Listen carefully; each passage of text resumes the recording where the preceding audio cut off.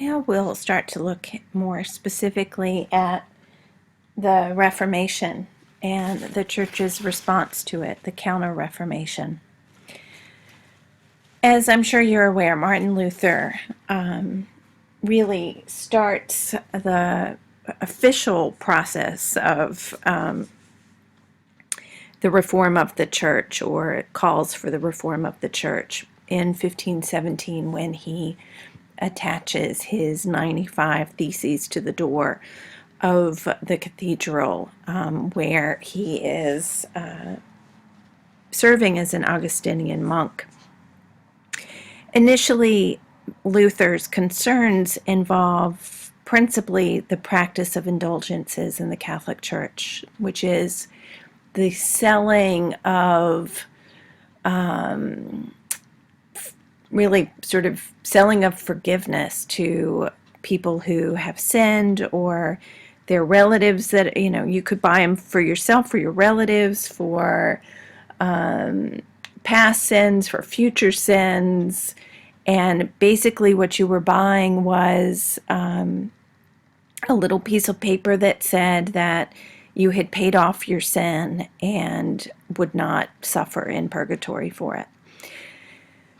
Luther sees this practice of selling indulgences as extremely problematic, sees it as proof of the church having lost its way. The selling of indulgences was a big part of the financing of the Church of St. Peter's as it was being rebuilt. And Luther questions the way that money is being spent in the Catholic Church for the building of churches and their decoration. And all of these questions that he raises, he certainly wasn't the only one that was raising those questions, but he certainly played an incredibly influential role in the development of the Protestant Reformation. He argued that the Bible should be accessible for all people, not just for the learned members of the clergy who could read Latin.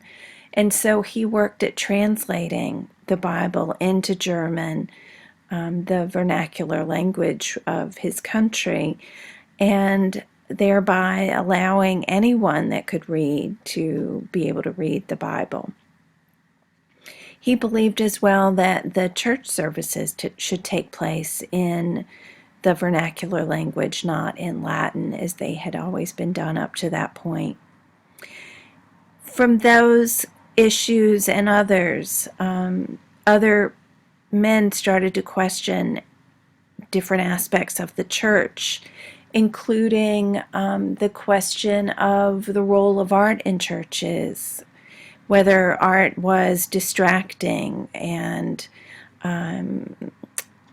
they questioned more specifically the representations of the deities in churches and whether the way they were being shown was appropriate or not. They questioned whether the art in the churches served a function any longer, since it now required so much learning to understand. It wasn't serving its original purpose of explaining the beliefs of the church to those who couldn't read. So there were those issues, and that money was being spent in that way instead of giving money to the poor or for other sorts of charitable works. Another aspect that was questioned by the Protestants was the nature of the host during the Eucharist, and specifically they questioned whether the bread of the Eucharist was symbolic of the body of Christ, or whether it actually became the body of Christ, as the Catholics argued. So that's an important debate as well. We start to see the influence of these questions in Italy, as certainly the church lost some followers to the spread of Protestantism. Protestantism became quickly popular especially in Northern Europe. And it's one of those issues that Charles V is constantly battling against during his reign, and his son will have those same issues as he deals with his control over the Netherlands. But we do start to see the impact of these kind of issues that the Reformation brought to the fore. We saw this fresco in the last lecture of the martyrdom of St. Lawrence, and I explained how showing the martyrdom was such an important component of counter-reformatory art, where they really emphasize the roles of the saints and the acts of the saints, the good works of the saints, as a means for personal salvation, but also as in showing models for emulation of, how the saints were willing to sacrifice themselves. So should the Catholics of today as they fight against Protestantism and its spread.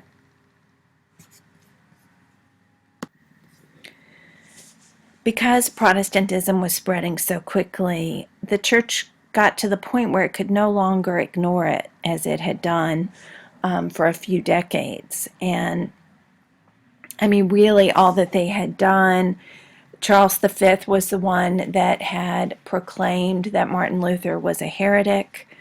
And so clearly that was a statement on the part of the emperor and of the church of their refusal of the things that Martin Luther had written.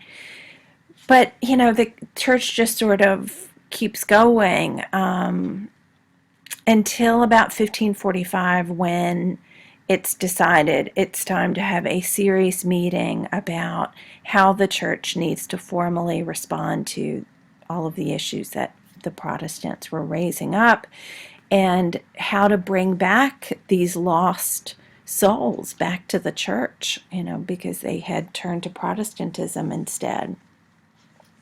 So a big meeting is held in the town of Trent in northern Italy, and we call this meeting the Council of Trent.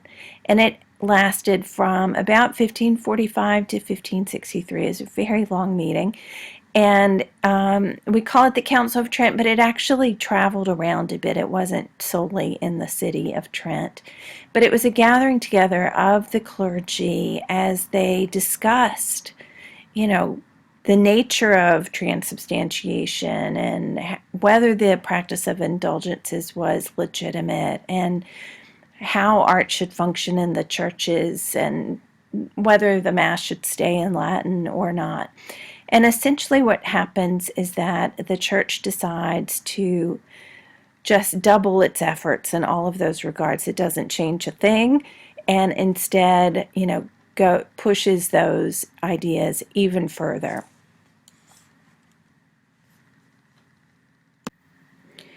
Of course, for our purposes, the impact these new ideas, or rather the ideas that the church promotes as part of the Counter-Reformation are, and their impact in art, is what we are really focused on for our class. And here I just want to remind you of what we've seen happen so far in art in the course of the 16th century. We have on the left Raphael with one of his many Madonna and Child paintings that really show nature but beautified, idealized. We have the perfect Virgin Mother and her beautiful baby, and John the Baptist. It's a very straightforward composition, easy to read. The religious figures are obviously elevated to a level of perfection that no human can achieve. In the case of the image on the right, we have one of the altarpieces that Vasari did as he was redecorating the churches in Florence. And in Florence, of course, as we've seen, there's a real emphasis on this late Mannerist or Maniera style. And we can certainly see that, in this painting. It's, these bodies, so nude figures at the bottom, and this kind of spiraling motion of the serpent. And then you have the Virgin who kind of pops out of that spiral and is surrounded by angels. And then you have other figures around here that all relate in some way to the ideas of the Immaculate Conception, which is this long-standing debate within the Church about when the Virgin Mary became immaculate, became free from sin, whether it happened in her mother's womb, whether it happened at her birth, or whether it happened before the beginning of time itself. I talked about this a bit in the very beginning of the classes. We were looking at Leonardo's Madonna of the Rocks, which also has this connection to the Immaculate Conception. Vasari's image, since it's still in this late Mannerist style, is kind of perplexing. Those usual kinds of components of Mannerism that are complicated and require contemplation and some knowledge of the viewer of what exactly they're looking at. The uncomfortable twisting of the bodies, that there's nude bodies in the foreground, and just the complicated nature of these figures that are here. And obviously it's even depicting a kind of unusual and subject matter with the Virgin rising up full-bodied from and going into heaven. But so a complicated subject matter, certainly, but even Vasari's representation of that subject matter doesn't do what counter-reformatory art is supposed to do, which is to make things as straightforward and understandable as possible for the viewer. So Vasari's image, though it's done right, as the Council of Trent is wrapping up, doesn't yet show the changes that will happen in art to go back to some of the ideas of the High Renaissance into early Christian art that, emphasize the utility of art in explaining things to people. Vasari's is not there yet. It requires, some background knowledge before you can understand what he's showing. You'll remember when we were looking at Michael's Last Judgment that there were lots of nude bodies, and that ultimately they decided to cover up what they saw as being improper or not decorous inclusions of, say, the backsides or the genitals of these religious figures. And that was done right after Michelangelo's death, but also done, because there's such a move in the church to not have nude bodies and have things be more decorous. They start really being concerned about lines of decorum, what's appropriate in a church. And here, there's this mass of bodies, but other than that, the subject matter is pretty straightforward because it's a very traditional subject matter. So the issues were really much more with the representations of these saints with these, nude bodies.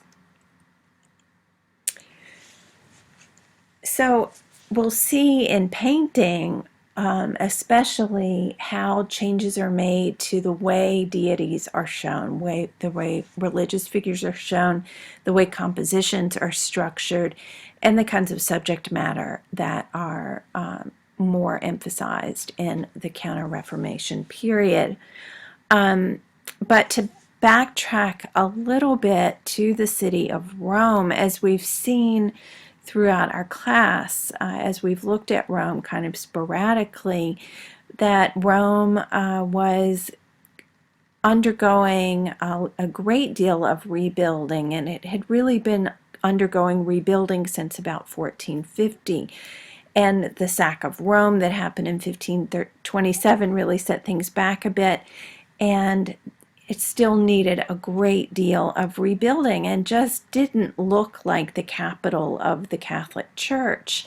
And especially during the Counter-Reformatory period, it's, the Catholic Church sees that it's more important than ever to build up the way that the city looks and have its churches and in general its presence in Rome really be emphasized and obvious and be symbolic of the power that the church has not only in Rome but well beyond Rome throughout Europe. Even in 1535, when Heemskerk visits from Northern Europe and does a series of sketches of the things that he sees around Rome, you can see, I mean, this is the area of St. Peter's, and it's still in construction. It doesn't look like the head church of Catholicism, and so that needed attention. Here's some other images that Heemskerk did. You have the area of the ruins, and in some of the images he shows, there are like cows grazing along the Capitoline Hill or whatever. I mean, things that were just not in good shape. By 1590, things were, a lot of things are happening in the city, and it really is a response to the Counter-Reformation and rebuilding of the city, making it look like the capital. And the popes really spend a lot of energy and labor and money, of course, in doing things like urban planning. They straighten the streets and widen some of the streets. They reconstruct some of the ancient aqueducts that had gone into disrepair and were, because of their disrepair, were really limiting the good water supply in Rome. And they construct fountains to celebrate the arrival of water from those repaired aqueducts. They do some rebuilding of some of the ancient churches of Rome and make new churches as well. They require that all of the cardinals have residences in the city, and so all of these cardinals are building palaces and decorating them. So there's a great deal of building activity in Rome. I mean, really throughout the 16th century, but it really accelerates after the Council of Trent. Here's some of the map from 1625 that shows you just how packed in all of these buildings are by the time you get to the second decade of the 1600s.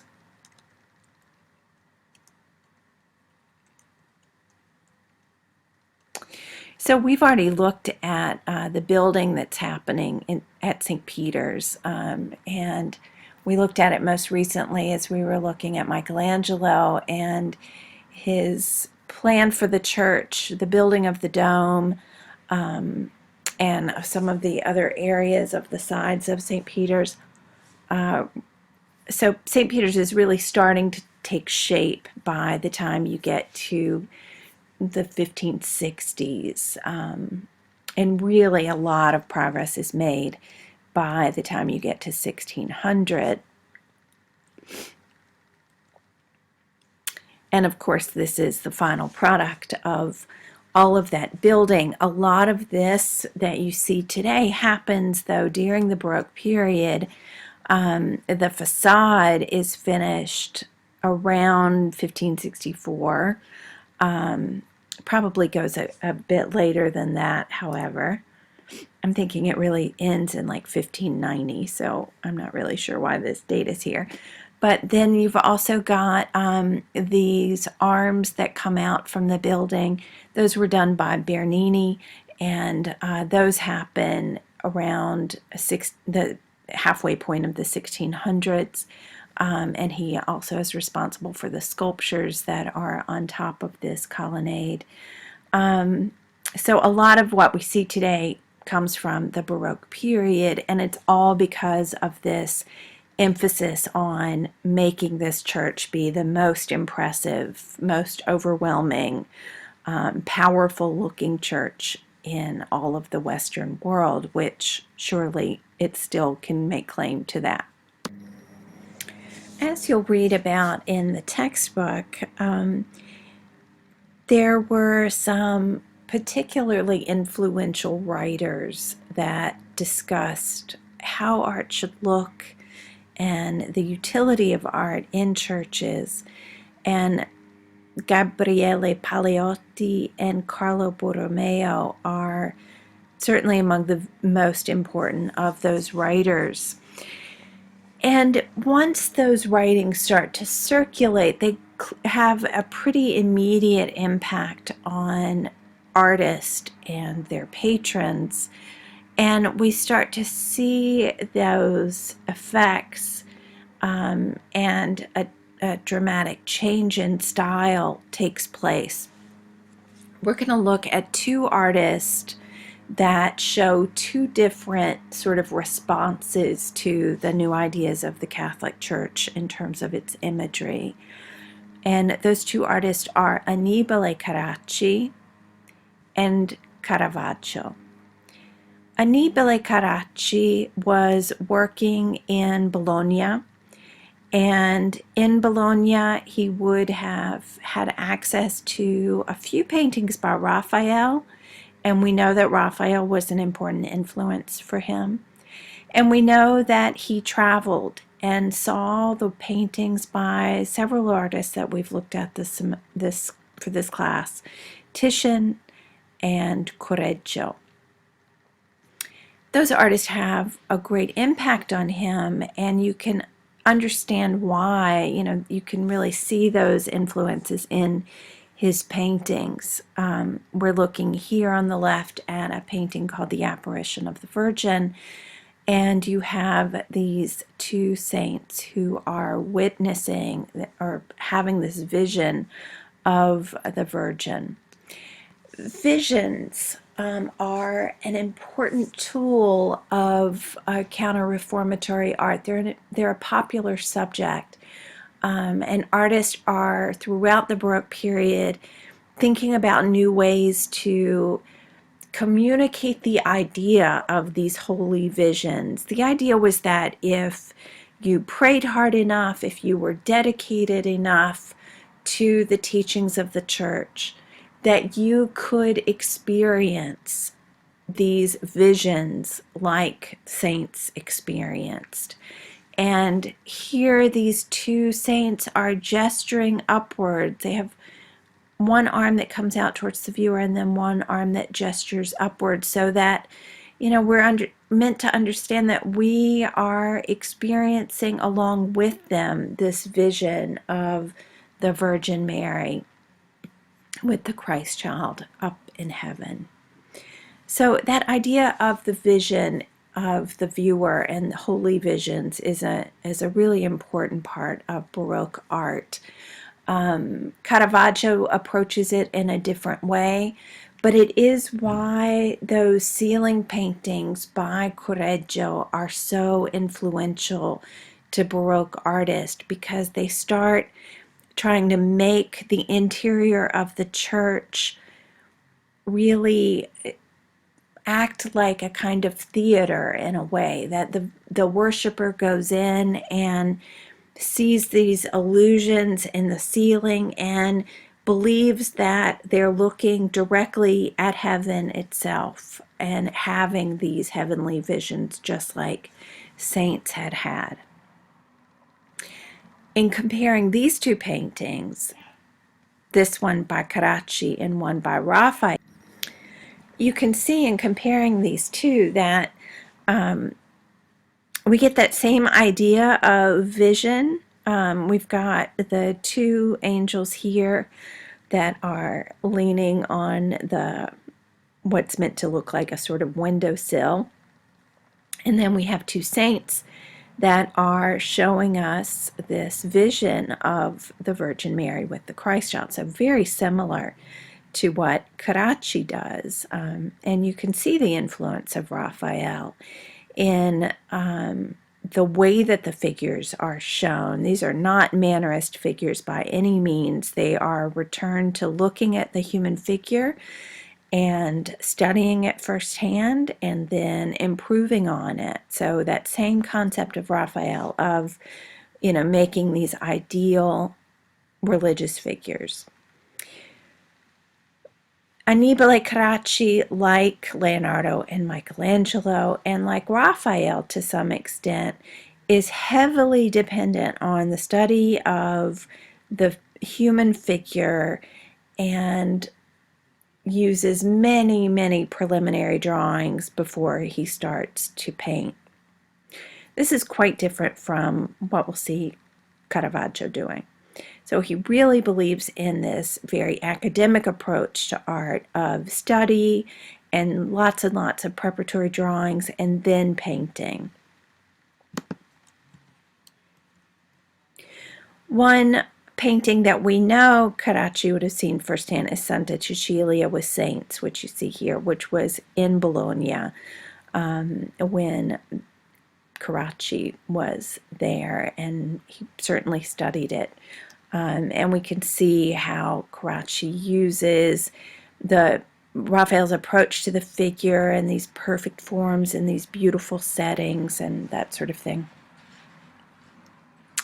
So Carracci works in Bologna for the start of his career and then is called to Rome to work in Palazzo Farnese and do a series, mythological series for the ceiling of this room in this palace. Carracci would also have been brought to Rome to do religious paintings and portraits, and he also had started doing genre paintings of scenes of everyday life, which was a new type of painting that evolves at the end of the 16th century. What we see him doing here is thinking about the ceiling and devising it much in the same way that Michelangelo had done, so that it's a series of separated out elements that have some kind of framing element. And you even have nude figures that are with what are meant to look like sculpted figures along the framework, which, kind of ties in with Michelangelo, as does these medallions with these nude figures around them. So some real similarities with what Michelangelo had done in the Sistine Chapel ceiling. And you can see the correlation here. What Carracci aims to do is not merely replicate Michelangelo, and he certainly borrows from Michelangelo in a different way than the Mannerist artist did. He looks at Michelangelo, he is inspired by his treatment of the figure, by his color, and by the way that he's organized the ceiling. But what Carracci hopes to do, in his own words, is to give even greater vivacity to these painted figures, make them seem even more full of life than what Michelangelo had done. So, the figures are meant to be less statuesque in a way. They're meant to really look and behave like real humans as they move through space. And he achieves that through his approach to modeling and to the sense of light that he creates in his paintings.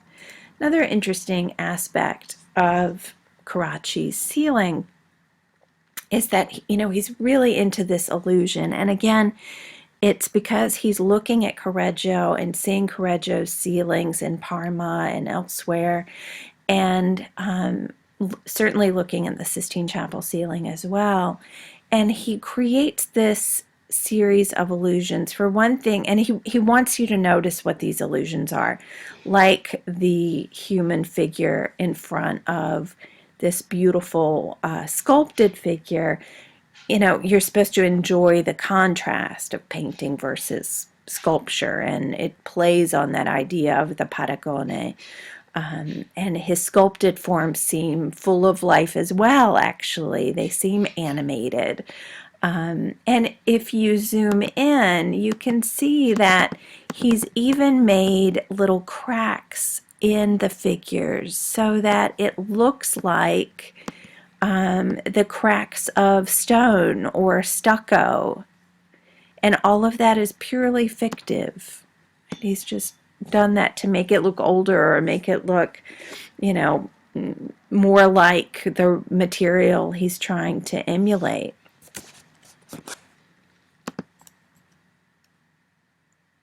Here's the central scene, which is the triumph of the gods. You have these panthers that are pulling the chariot of Bacchus, and we have Ariadne over here, and all sorts of festivities taking place with these various figures. It's all parallel to the picture plane, and so he certainly has not moved away from that. We don't get a sense of looking at the figures from below. Instead, it looks like individual paintings that have been done and then stuck onto the ceiling in their frames. So it's not that kind of illusionistic painting that Correggio was doing. It's more like what Michelangelo was doing in these painted panel approach. Of course, he would have known of these fresco cycles around Rome. So not only the Sistine Chapel ceiling, but also the cycle that Raphael and his students did in the Villa Farnesina. He certainly knew. And borrows some elements from Raphael, like the organization of the composition, and even some of the positionings of these figures. You can find, they're almost their twins in Carracci's painting. So really trying to get it back to the glory days of high Renaissance painting and moving away from mannerism. So the other big artist is Caravaggio, and Caravaggio you've probably heard about. He's one of those kind of romanticized artists. He led a violent life and has such an interesting biography that he's attracted a lot of attention, both from scholars but also from non-specialists. There are several historical fiction novels about Caravaggio's life. He's truly a fascinating guy, and you'll be watching one of the National Gallery lectures about Caravaggio and his very exciting biography, so I won't say any more about that here. Caravaggio is his nickname. His real name is Michelangelo Merisi, but he came from the town of Caravaggio and just sort of ended up going by his town name. Caravaggio is a town in Lombardy, and so he certainly knew painting of northern Italy, Milan in particular, and knew of Leonardo's work there. And he certainly knew Correggio's paintings in Parma and Titian, and we know that he traveled around and saw stuff. But Caravaggio really tries to be different from his predecessors. He doesn't try to emulate them in such a clear way as Annibale Carracci does.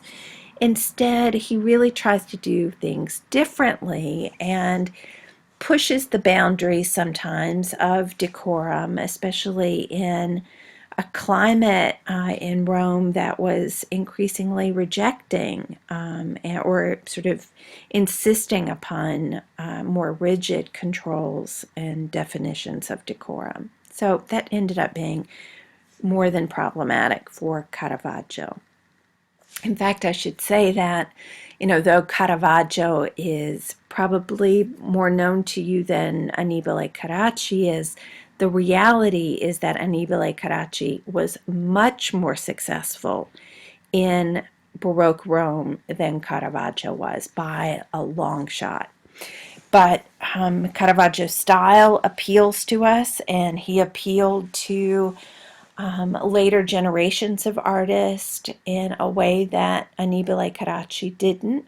And so, in a way, he has kind of enjoyed greater popularity several decades after his death than he did while he was alive.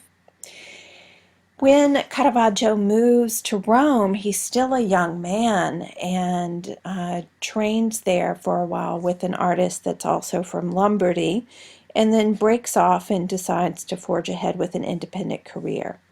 He does several self-portraits as a way to practice. Yourself is a much cheaper model than hiring someone else.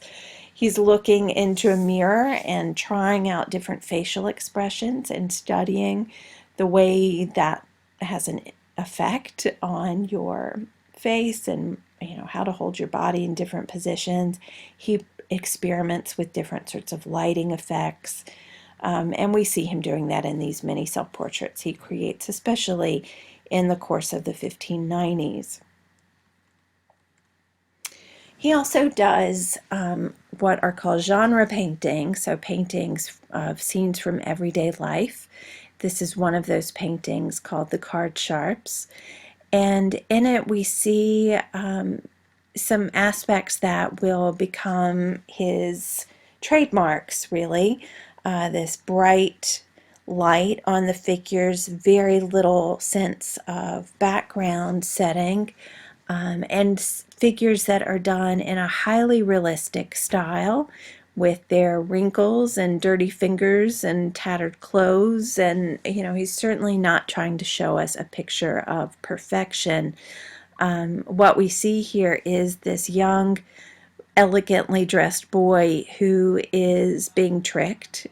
He's playing cards and with these guys who are cheating.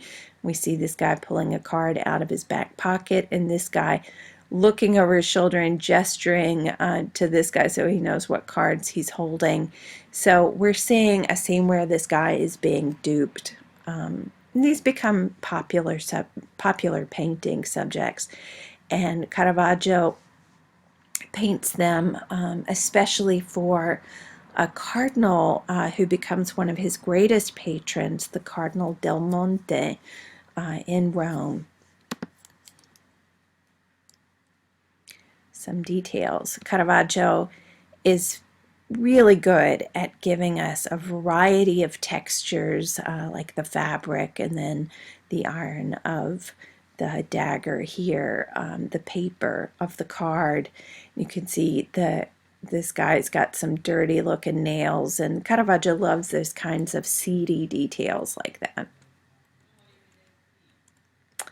This, just because I didn't show you previously, is a painting by Carracci that's also a genre scene. And this is just a type of subject matter that becomes popular and really begins in Northern Europe and just makes its way down to Italy.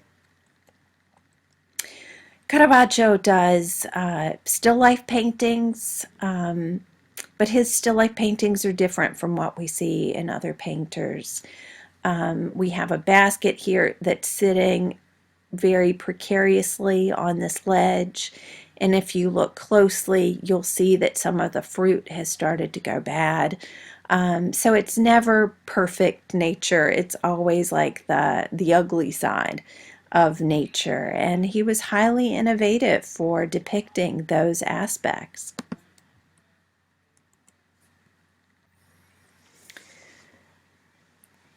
Caravaggio's perceived lack of decorum got him into trouble in several instances. And the trouble really shows us what this climate of Rome was like in this counter-reformatory period. Caravaggio was asked to do a series of paintings for a chapel in the church of San Luigi dei Francesi. And the original commission was for a cycle of paintings about St. Matthew. It's supposed to be one altarpiece and then two side paintings that all dealt with St. Matthew. And Caravaggio paints this altarpiece, which you see here, and it is initially rejected by the patrons. Why would this painting be rejected? St. Matthew, we see seated and is working on writing the gospel. The angel leans on him and takes his hand and seems to be helping him move his hand to do the writing. We see the legs of St. Matthew come out at the viewer. In fact, we even see the underside of his left foot. And there's something about the way that his face has been shown, this kind of expression on his face, that people of the church felt like was kind of denigrating. It looked like he wasn't very smart. It also looked like he wasn't very smart if he had to have this angel basically write the thing for him. The nude legs were seen as questionable. Seeing the underside of this dirty foot was questionable. And then this kind of overly intimate connection between the angel and St. Matthew was also deemed inappropriate. So this painting was rejected. We see it in black and white here because unfortunately this painting was lost during World War II. It actually survived until then, but was lost in World War II. So the second version for this altarpiece that Caravaggio creates is what you see here on your right. And it's the painting that's still in the chapel. And here we see St. Matthew, who is more appropriately covered up.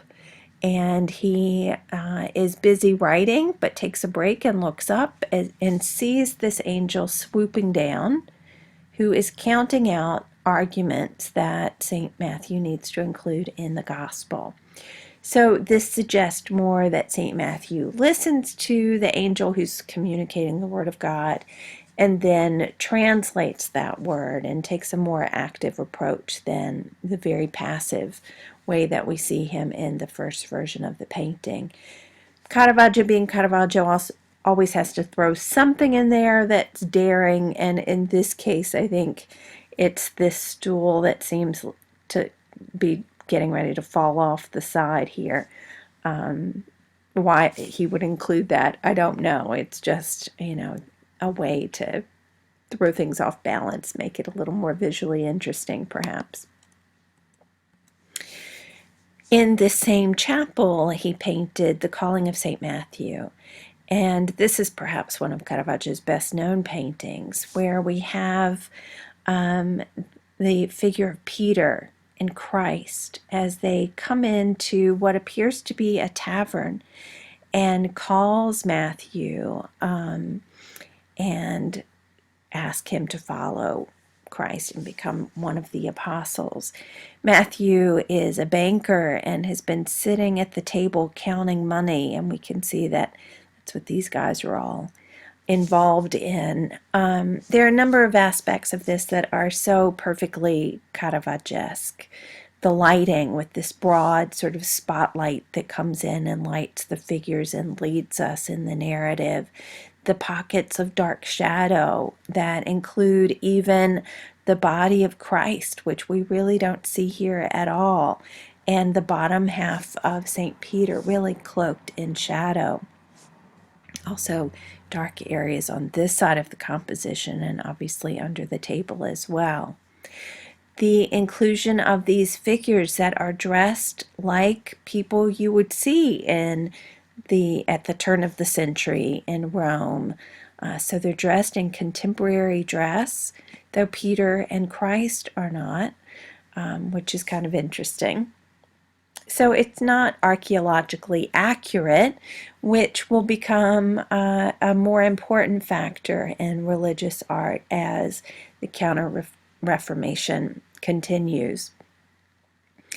Caravaggio has included this setting, which really does look like a tavern. In fact, it looks like any tavern in early 17th century Rome. And then the people dressed in contemporary clothing as a way to make the painting as accessible as possible to the viewer.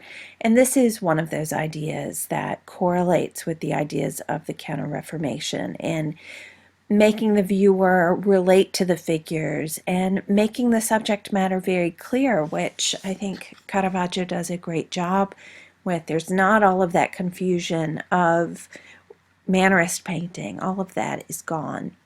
One thing I should say that I didn't mention earlier is that Caravaggio has a very different approach to painting than Annibale Carracci does. His is not an academic approach. He does not do preliminary sketches. He paints directly on the surface, and instead of studying the figure and replicating it on the canvas, his approach was to walk around Rome, see people, kind of keep it in his mind, and then go back and paint from memory. The Carracci really, saw this as not being academic and, not showing the skill or intellect required for a painter, but that was Caravaggio's approach. This is the other painting in the same chapel, and this is of the martyrdom of St. Matthew. So again, we have this martyrdom scene, and we just really start to see a lot of these martyrdom scenes in counter-reformatory painting because they emphasize that sacrifice and that dedication to the faith. We see in this moment that Matthew has fallen to the ground. The executioner is here holding one of his arms and getting ready to cut the neck of Matthew. We have an angel who's come down and is offering the palm of martyrdom to him. And then we have these figures who seem to react in a number of ways. Some of them are dressed as contemporary Romans and others are not. And in this case, quite interestingly, we have this guy looking at the scene from afar, and this is actually a self-portrait of Caravaggio, so he's included himself in here as a sort of signature. As we've already seen with the other paintings by Caravaggio we've looked at, there are areas of bright light and then pockets of darkness, and this is even more evident when you're in the chapel. He's actually using the window of the chapel as the light source, and so in doing that kind of blurs the lines between what is painted and what is the result of this natural light of the chapel, and in that way is creating this same kind of vision idea that I talked about previously. The Carracci and Caravaggio, or Annibale Carracci and Caravaggio actually collaborated on a project, and that was for the Chirazi Chapel in the Church of Santa Maria del Popolo in Rome. And so this idea of having them compete in the same space was an attractive one in the same way that it had been for Leonardo and Michelangelo in Palazzo Vecchio for their patrons. This is what the three paintings ended up looking like. You have this these two by Caravaggio, and then the central painting by Annibale Carracci. So even though their styles were quite different, the patron clearly didn't have an issue of having them come together in one space. But I won't go into these any further as they're more appropriately covered in a course on Baroque art. And I think you've gotten the gist anyway of what these two strains are like between Annibale Carracci and Caravaggio. And that's pretty much where we need to end things for our class.